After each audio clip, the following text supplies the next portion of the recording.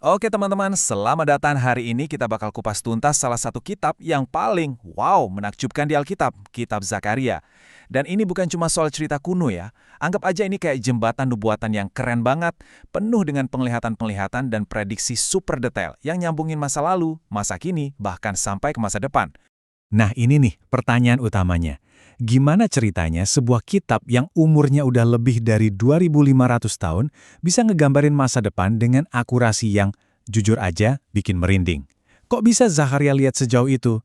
Yuk kita bedah bareng-bareng pesan tersembunyi dan nubuatan dahsyat di dalamnya.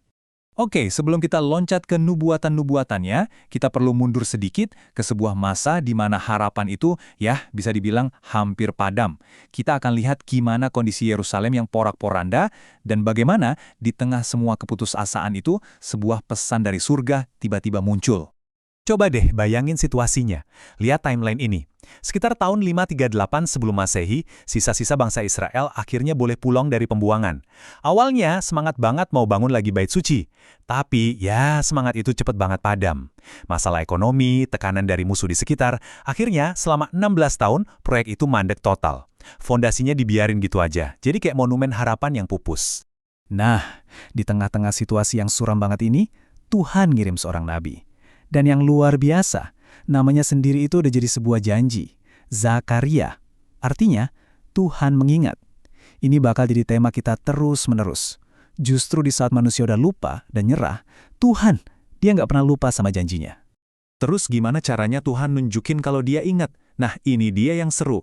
Lewat 8 penglihatan di malam hari yang diterima Zakaria. Ini tuh kayak Tuhan ngasih lihat blueprint dari sorga. Seolah-olah dia bilang, hey, di balik semua kekacauan yang kalian lihat, rencana besarku tetap berjalan kok. Coba kita lihat salah satu penglihatan yang paling kuat. Penglihatan keempat. Ada imam besar Yosua berdiri di hadapan Tuhan, tapi pakai baju yang kotor banget. Ini simbol dosa dan ketidaklayakan bangsanya. Iblis juga ada di situ, siap buat mendakwah. Tapi coba tebak, apa yang Tuhan lakukan? Bukan menghukum, tapi dia malah gantiin baju kotor itu dengan jubah pesta yang bersih dan megah. Wow, ini gambaran yang indah banget soal kasih karunia kan? Dosa kita itu dihapus bukan karena kita hebat, tapi murni karena pengampunan dari Tuhan. Lalu ada kutipan kunci nih, dari penglihatan kelima soal kandil emas. Pesannya tuh ngena banget.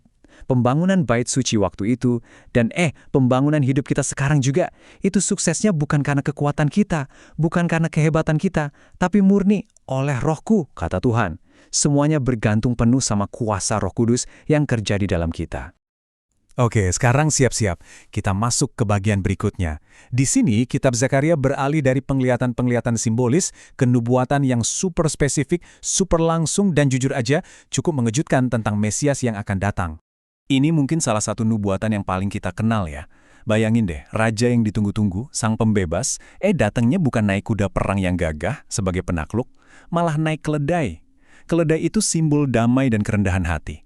Ini benar-benar ngejungkir balikin semua pemikiran orang waktu itu tentang gimana seharusnya seorang raja yang berkuasa itu. Dan, fast forward, ratusan tahun kemudian, Yesus dengan sangat sengaja mengenapi nubuatan ini. Waktu dia masuk Yerusalem, dia nggak asal pilih kendaraan. Dia secara sadar menunjukkan, inilah aku, Raja Damai yang dinubuatkan Zakaria. Sebuah pernyataan kuat bahwa kerajaannya itu beda, bukan kerajaan duniawi. Oke, kita lanjut ke nubuatan berikutnya. Dan di sini detailnya bikin kaget. Cuma satu angka, 30. Zakaria menubuatkan 30 keping perak. Dan teman-teman perlu tahu, dalam hukum Yahudi, 30 keping perak itu harga kompensasi untuk seorang budak yang terluka. Jadi ini bukan sekedar harga, ini sebuah penghinaan. Dan coba lihat perbandingannya di sini. Ini luar biasa presisi. Bukan cuma jumlahnya, 30 keping perak yang tepat sama. Tapi Zakaria juga bilang uang itu bakal dilempar kepada penuang logam atau tukang periuk. Dan persis itulah yang terjadi. Uang pengkhianatan Yudas dipakai buat beli tanah tukang periuk. Ini nunjukin kalau bahkan pengkhianatan tergelap sekalipun, itu tetap ada dalam kendali rencana besar Tuhan. Sekarang kita masuk ke bagian yang mungkin paling menyentuh hati dari semua nubuatan ini. Fokusnya adalah penderitaan Sang Mesias. Dan kenapa penderitaan itu harus terjadi? Nubuatan yang ini dalam sekali maknanya. Zakaria meramalkan sebuah momen di masa depan di mana orang-orang akan memandang kepada dia yang telah mereka tikam. Mereka akan melihat pribadi yang mereka lukai, dan saat itu juga Roh Tuhan akan turun dan membuat mereka berduka. Bukan duka biasa, tapi duka yang mendalam, seperti orang yang kehilangan anak satu-satunya. Dan tentu saja, Perjanjian Baru langsung menyambungkan nubuatan ini dengan penyaliban. Waktu tentara Roma menusuk lambung Yesus dengan tombak, itu adalah penggenapan literalnya. Tapi lebih dari itu, ini jadi simbol teologis yang kuat, bahwa dosa kita semualah yang sebetulnya menikam Dia. Tapi ada paradoks yang luar biasa di sini. Justru dari luka tikaman itu, kata Zakaria, akan terbuka sebuah sumber atau pancuran. Ini metafor yang indah banget kan? Luka yang seharusnya membawa kematian justru menjadi sumber kehidupan.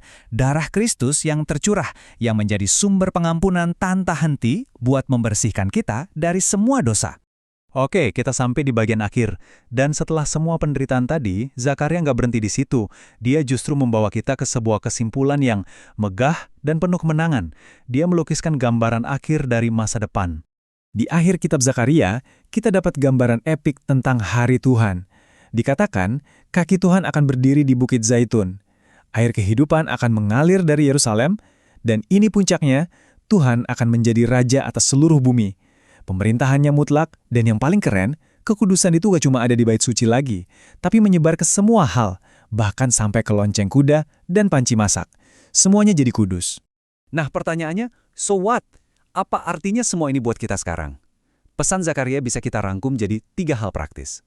Pertama, ayo kita terus tekun membangun apapun yang Tuhan percayakan, tapi ingat, andalkan Roh Kudus, bukan kekuatan sendiri.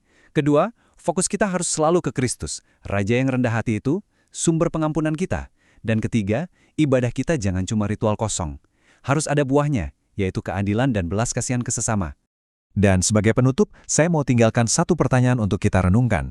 Kitab Zakaria ini pada dasarnya ngasih kita bocoran akhir ceritanya. Tuhan menang, kemenangannya sudah pasti. Nah, kalau kita benar-benar percaya itu, kalau kemenangan akhir itu sudah dijamin, seharusnya gimana itu mengubah cara kita menghadapi semua perjuangan dan masalah kita hari ini?